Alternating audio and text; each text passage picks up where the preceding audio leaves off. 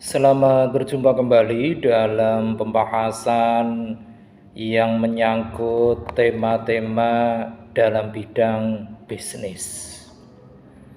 Untuk kesempatan yang amat baik ini, tema yang akan kita jadikan bahan ulasan yaitu tentang balance of payment, atau kalau kita mengalih bahasakannya ke dalam bahasa Indonesia, mungkin padanan yang paling dekat yaitu neraca pembayaran. Kita tahu bahwa neraca pembayaran ataupun balance of payment ini merupakan salah satu indikator yang teramat penting dalam suatu proses berjalannya roda perekonomian. Neraca pembayaran ataupun balance of payment itu sendiri merupakan catatan-catatan yang dilakukan secara sistematis atas keseluruhan transaksi ekonomi yang dilakukan oleh suatu negara dengan negara lainnya, yang mana transaksi-transaksi ini berupa perdagangan, baik itu perdagangan barang dan jasa, kemudian transfer keuangan dan moneter antara penduduk Indonesia dengan penduduk luar negeri selama satu periode tertentu.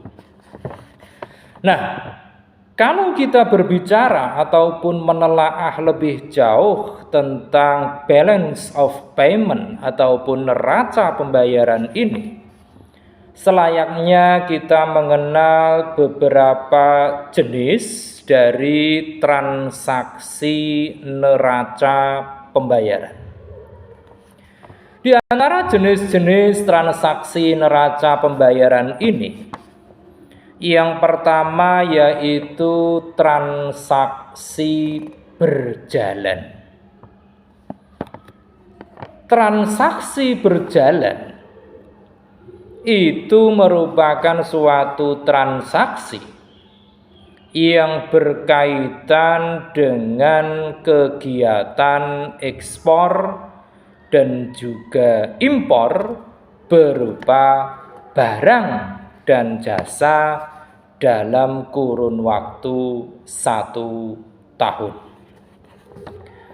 Transaksi berjalan ini di dalamnya terdiri dari neraca perdagangan ataupun transaksi barang, kemudian transaksi jasa, kemudian pendapatan primer dan pendapatan sekunder. Nah, dari beberapa komponen yang ada di dalam transaksi berjalan, seperti yang kita sampaikan tadi, yang pertama adalah neraca perdagangan atau sering disebut dengan transaksi barang.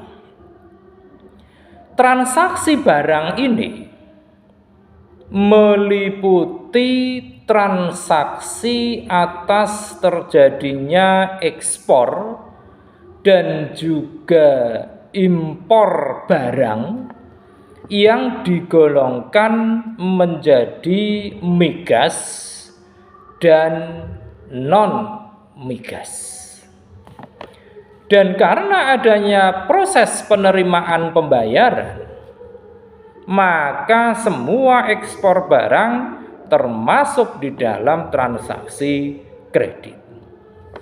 Sedangkan untuk impor barang termasuk ke dalam transaksi debit. Karena memang menimbulkan kewajiban pembayaran kepada negara lain. Nah, di dalam investasi luar negeri, jika nilai ekspor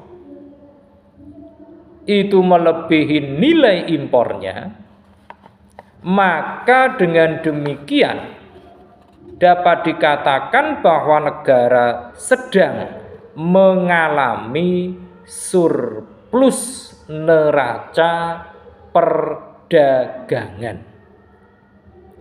Akan tetapi, jika nilai impor ternyata melebihi dari nilai ekspor, maka dikatakan bahwa negara tersebut sedang mengalami defisit neraca perdagangan.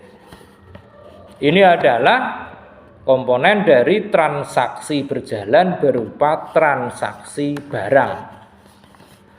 Kemudian ada lagi yang disebut dengan transaksi jasa. Untuk transaksi jasa ini, di dalamnya meliputi penyediaan jasa yang dilakukan oleh penduduk Indonesia kepada penduduk luar negeri. Ini sering disebut dengan kegiatan ekspor. Dan juga penduduk luar negeri kepada penduduk Indonesia, yang sering disebut dengan istilah impor. Dalam hal ini, transportasi internasional dan juga perjalanan itu juga merupakan bagian dari transaksi jasa ini. Itu adalah transaksi jasa. Kemudian di dalam yang namanya transaksi berjalan tadi, ada istilah yang disebut dengan pendapatan primer. Untuk pendapatan primer ini terdiri dari penerimaan dan juga pembayaran. Pendapatan primer ini merupakan suatu perolehan ataupun hasil yang berasal dari penyediaan faktor-faktor produksi berupa tenaga kerja dan modal finansial, seperti misalnya dalam bentuk dividen. Kemudian ada juga yang disebut pendapatan sekunder. Kalau tadi pendapatan primer, kemudian ini ada pendapatan sekunder. Untuk pendapatan sekunder ini juga terdiri dari penerimaan dan juga pembayaran. Dan yang termasuk di dalam pendapatan sekunder ini diantaranya adalah transfer penghasilan atau remitensi dari para TKI ataupun TKA dan juga berbagai transfer yang lain seperti jasa, hibah, dan sebagainya. Itu semuanya merupakan bagian dari apa yang disebut dengan transaksi berjalan. Nah, kemudian yang kedua yaitu transaksi modal.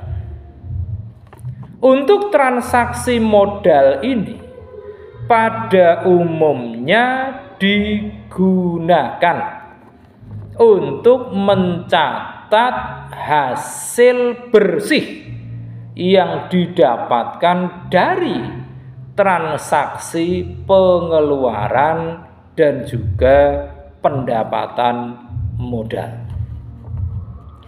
Transaksi modal ini di dalamnya terdiri dari aset tetap dan juga hibah investasi. Transaksi modal itu dihitung dengan cara menjumlahkan nilai bersih yang diperoleh dari transfer modal dan aset non-produce non-financial asset. Sisi kredit diwakili oleh transaksi aliran modal masuk ataupun capital inflow transaction, dan pada sisi debitnya diwakili oleh transaksi aliran modal keluar. Ini adalah transaksi modal. Kemudian yang ketiga yaitu transaksi finansial.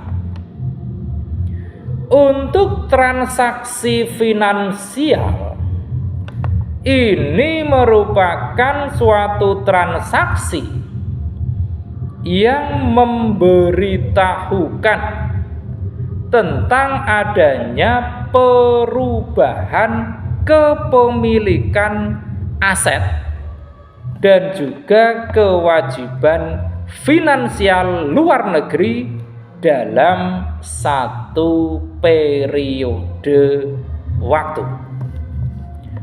Transaksi finansial ini dibedakan menjadi beberapa kategori. Di antara kategori-kategori tersebut dari transaksi finansial, yang pertama yaitu yang disebut dengan investasi langsung ataupun direct investment. Direct investment ataupun investasi langsung ini merupakan suatu investasi yang dilakukan oleh para investor dengan menanamkan modalnya yang bertujuan untuk berinvestasi dalam jangka panjang di berbagai perusahaan Indonesia ataupun luar negeri. Ini adalah investasi langsung ataupun direct investment. Kemudian yang kedua yaitu investasi portfolio investment. Portfolio investment ataupun investasi portofolio ini merupakan suatu bentuk investasi yang keuntungannya diperoleh dari investasi pada berbagai surat berharga. Dan untuk investasi portfolio ini biasanya memiliki sifat untuk jangka pendek. Kemudian yang ketiga yaitu ada yang disebut dengan derivatif finansial. Untuk derivatif finansial ini merupakan suatu dokumen yang berisi pencatatan derivatif yang diperoleh dari instrumen finansial yang meliputi option ataupun waran dan juga derivatif lainnya. Misalnya dalam bentuk forward, swap maupun future. Kemudian berikutnya ada yang disebut dengan investasi lainnya.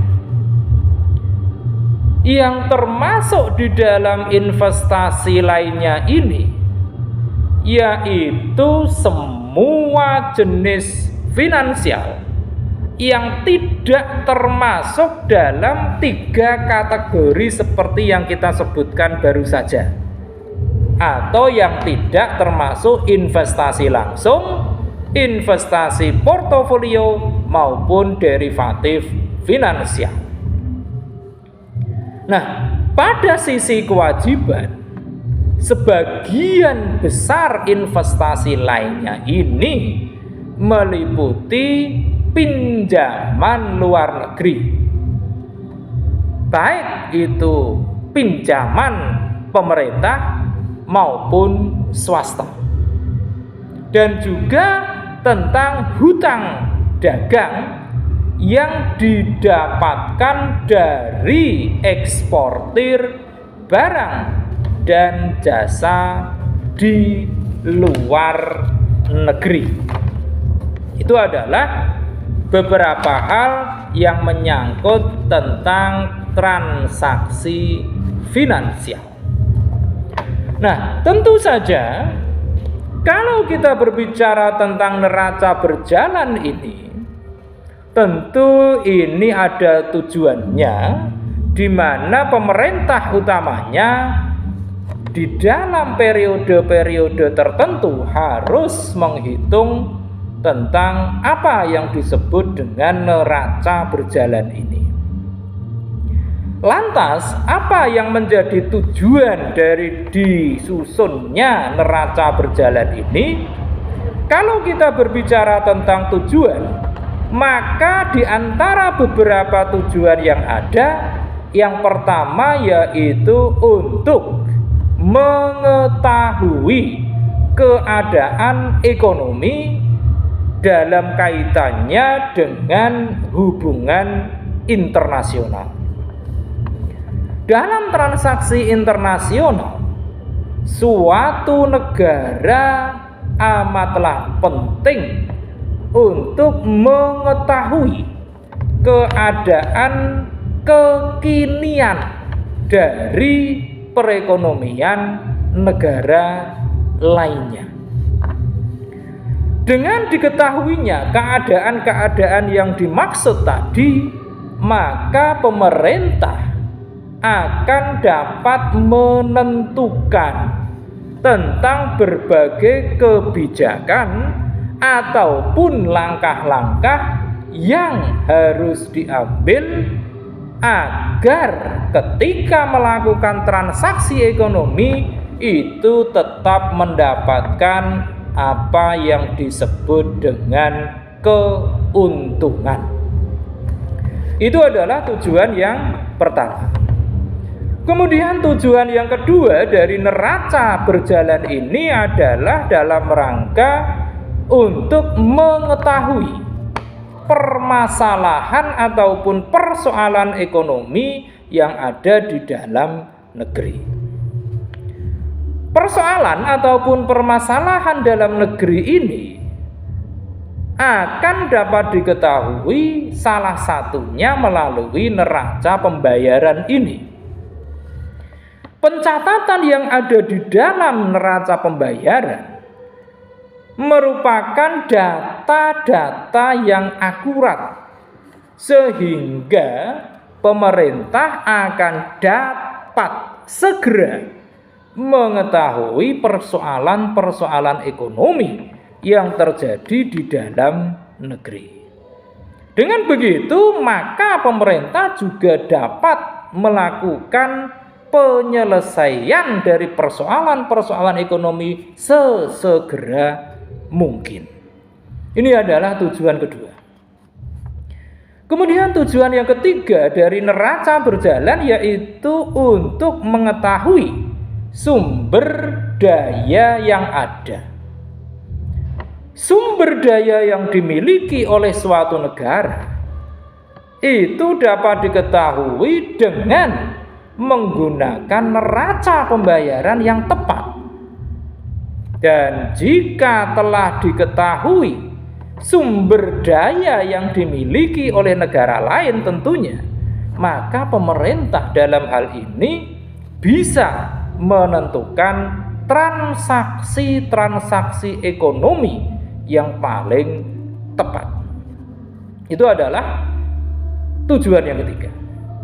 Dan tujuan yang keempat dari adanya neraca berjalan yaitu dalam rangka mengetahui langkah-langkah yang harus diambil oleh pemerintah khususnya dalam bidang transaksi ekonomi. Dalam hal ini, suatu negara harus memiliki neraca pembayaran. Untuk apa? Agar bisa mendapatkan data-data tentang perkembangan ekonomi dari negara-negara lain. Demikianlah pembahasan yang amat singkat ini tentang apa yang disebut dengan neraca pembayaran, balance of payment.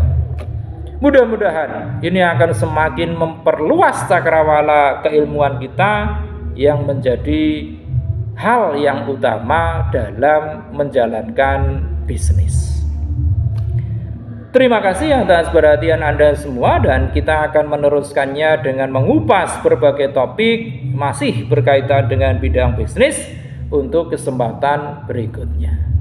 Jangan lupa setelah menyaksikan tayangan ini silakan klik di layar Anda untuk like, komen, kemudian subscribe, dan tentu saja jangan lupa share.